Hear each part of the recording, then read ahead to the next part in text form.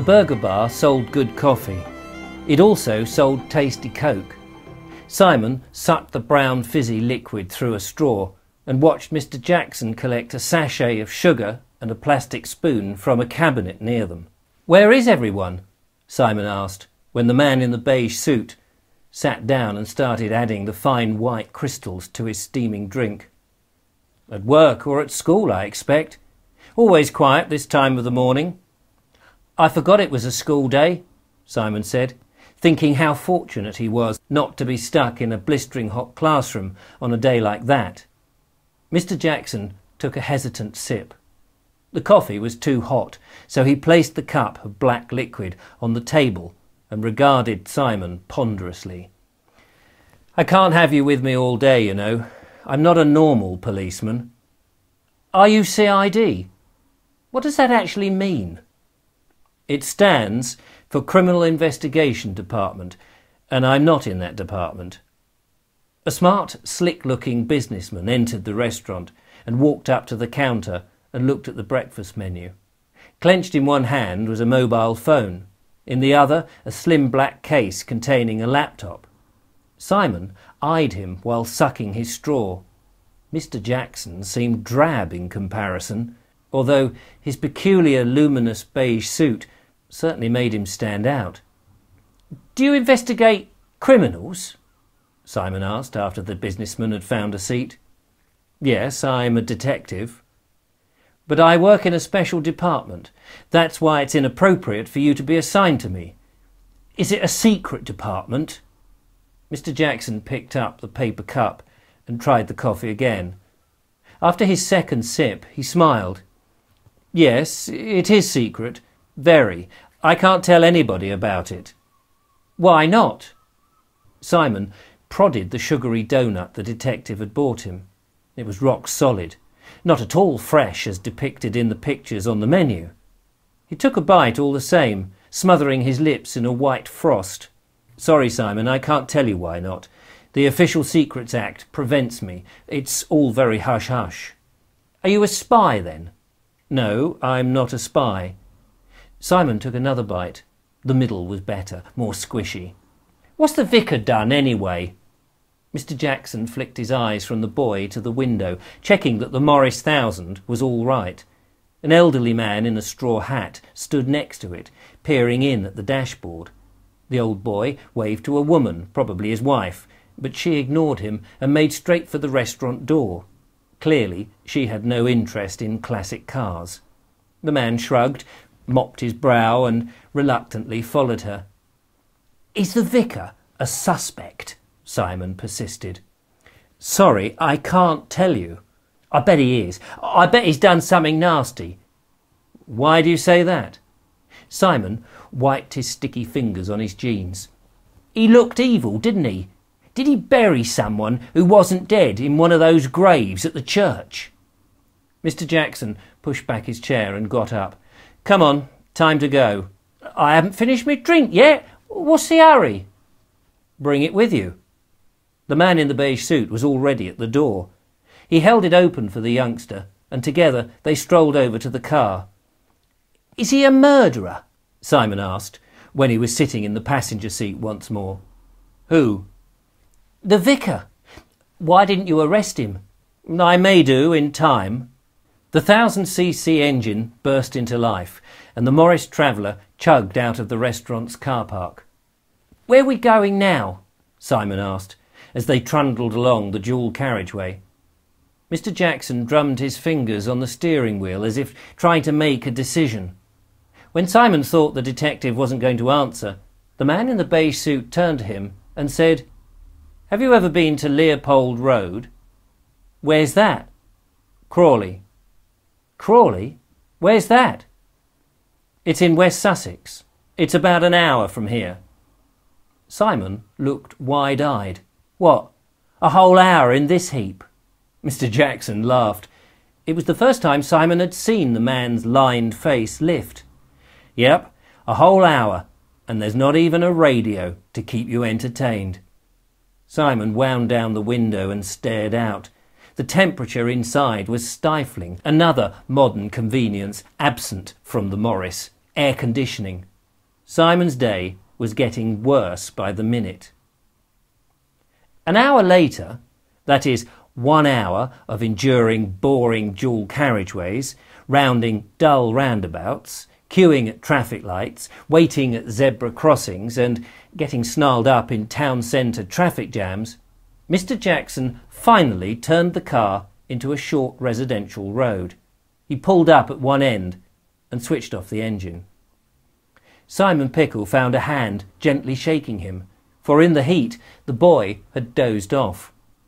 Looking out at the residential street, Simon asked, "Is this it?" Mr. Jackson pointed to the road sign fixed to a low wall next to them. "Oh, what's so special about Leopold Road?" Simon shrugged. "You tell me, detective." Mr. Jackson stepped out onto the pavement and walked to the rear of the car. The Morris estate was cream in colour, very similar to its owner's unusual suit, a fact Simon hadn't considered before. The car also had a varnished wooden frame, with twin doors at the back that opened outwards, like a cupboard, very different to the normal hatchback. In the boot was a solitary cardboard box. Mr. Jackson dipped in a hand and retrieved a folder before closing the doors and twisting the handle 90 degrees to secure it. "How old is this car?" Simon asked as he joined him at the back. "She was built in 1966. Blimey, they don't pay you very much, do they? Can't you afford a modern car?" Mr. Jackson ignored the remark and removed a photograph from the folder. "Come on," he said, leading the bemused boy across the tarmac. They stood at the end of Leopold Road, facing the full length of the street, which wasn't terribly long, only some 50 or 60 metres. "Now then, what do you see?" Mr. Jackson asked. Simon frowned. "What do you mean?" "Describe Leopold Road to me." "Why? Are we doing some detecting?" "Yes. If this was a crime scene, how would you describe it?" Simon shrugged. "It's just a street, isn't it?" "It is a street, but what can you tell me about it? What do you see?" "There's a road and a pavement and some houses."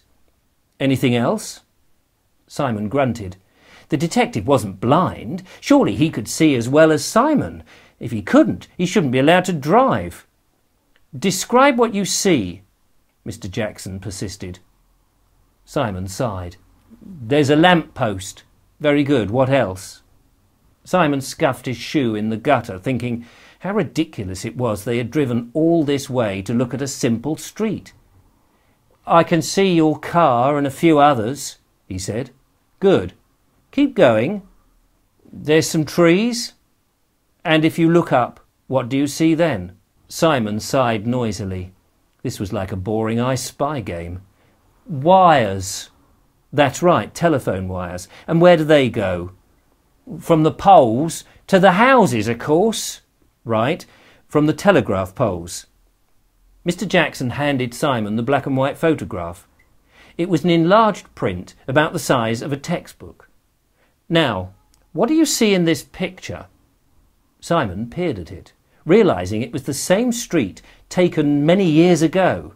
As he studied the road in the photograph, he noted the same street sign, Leopold Road, and a large Victorian house to the left of where the camera had been positioned. He realised it was the same house that stood next to them now. It was identical, although the windows had been modernised and attached to the two chimney stacks were a pair of TV aerials. Other houses in the street were far newer. In fact, there were more houses today than when the photograph was taken. Also, in the picture, but no longer in existence, was a fence that surrounded a bit of waste ground containing a timber yard. Halfway along the fence was a gated entrance leading to an untidy brick workshop. By holding the photograph up in front of him, Simon compared the two scenes, flitting back and forth through time, as it were. "Apart from that old house and the telegraph poles, the road's changed a lot," Simon observed. "Excellent. We'll make a detective out of you yet. Come on." Mr. Jackson retrieved the picture and walked back to the car. Simon followed, unsure of the reason for the exercise, but secretly conceding it had been fun. It was amazing how much the road had actually changed. "Have we solved a case then?" he asked.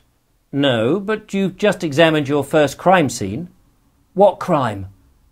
Mr. Jackson put the photo on the dashboard and pointed to the workshop in it. This picture was taken in 1949. "Blimey, that's older than your car." "Yes, it is. We're about here, a fifth of the way from the north end, and opposite us are some modern houses. They don't look very modern. To you, perhaps not. They were built in the 1980s, I should think, before you were born. We can see from the photograph that before they were built, a small workshop stood here, behind a fence on the wasteland." "Yeah, so what?" "Well, the vicar you met this morning murdered an old lady in that workshop 70 years ago." Simon stared at the detective, taking a moment for the statement to sink in, but a puzzled look crossed his face as something wrong occurred to him. "Wait a minute. You're having me on, aren't you? How can he have done that? The vicar would have to be in his 90s to have killed someone in 1949, and the man we met in the churchyard wasn't a day over 40.